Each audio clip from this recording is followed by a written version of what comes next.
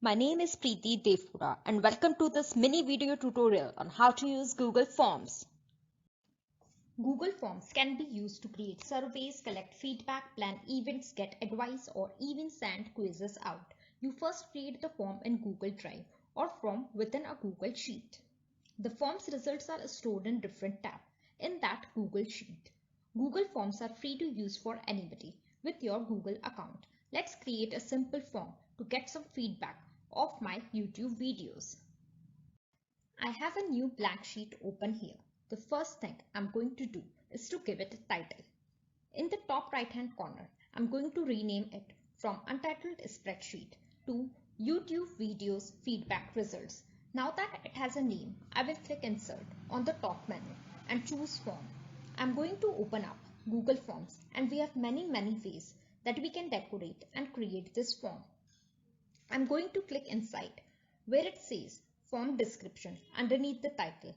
I can also change the form name itself. For example, I will add the word dated 1st October 2020 and call it YouTube videos feedback results dated 1st October 2020. In the form description, I can add text that's going to help people filling out my form a little bit more about it.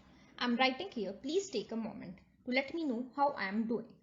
Now we can start adding questions. It gives me a question to start and by default I can see that it's a multiple choice question. I can change it by clicking the pull down arrow. I can choose from many different types of form questions from short answer, para, linear scale, date and time questions. For now, however, I am going to keep this one multiple choice.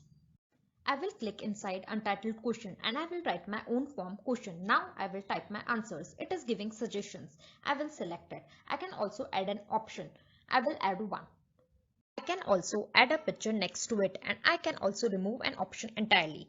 From here I can duplicate this question, which makes it easier if I only need to change a few details. I can also delete this question entirely if I don't want it. Finally, I can make this a required form question or not.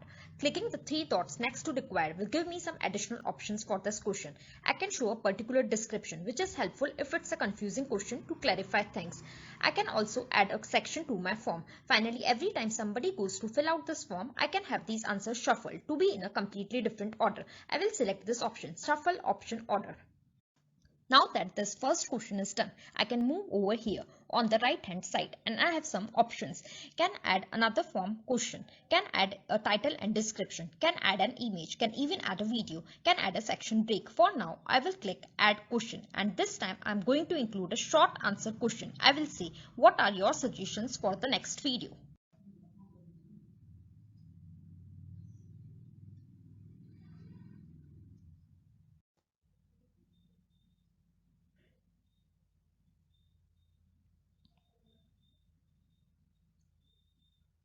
Here one can write the short answer. Now I will add one more question. That is a checkboxes question.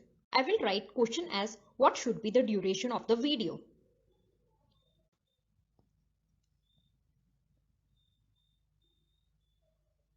Five minutes, 10 minutes, 15 minutes and 30 minutes.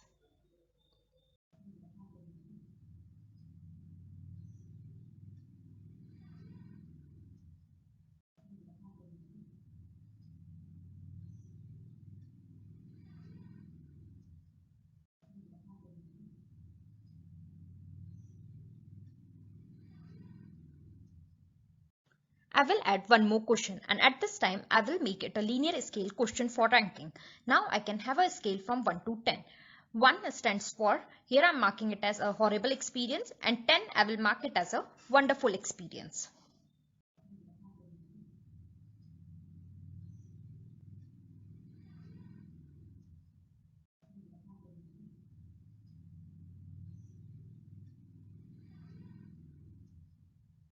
I will add one more last question. That is, let's hear your feedback. I will select it as a paragraph question.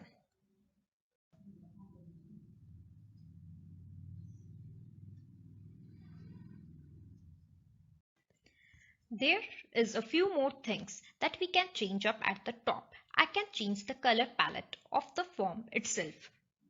I can also click image. From here, I can choose some themes. I will select a theme as per my choice, all the way on the left hand side.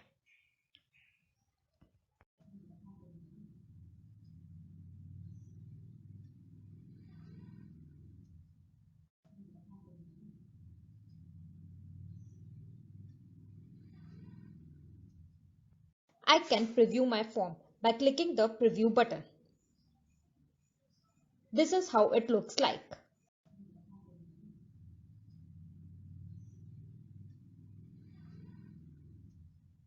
If I click the gear icon next to the send button, I can have some additional options. I can limit my form results to one response. This is going to require a sign in. I can also have the respondents edit their form after they submit it. Finally, I can have them see the responses themselves. I will click cancel for now, and now I'm going to send my form. There is a way that I can send it. I can send it to somebody via email, I can send a direct link to somebody, and I can also embed it onto a web page. For now, I will take this link and copy it. I will shorten the URL and copy it. Let's see how it looks like. I will fill in my form. This is what people would see when they go to fill out my Google form.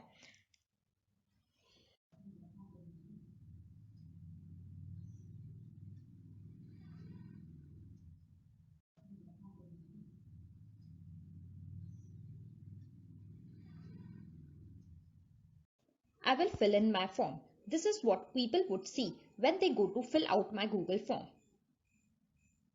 At the bottom, I will click the submit button. My form has been saved.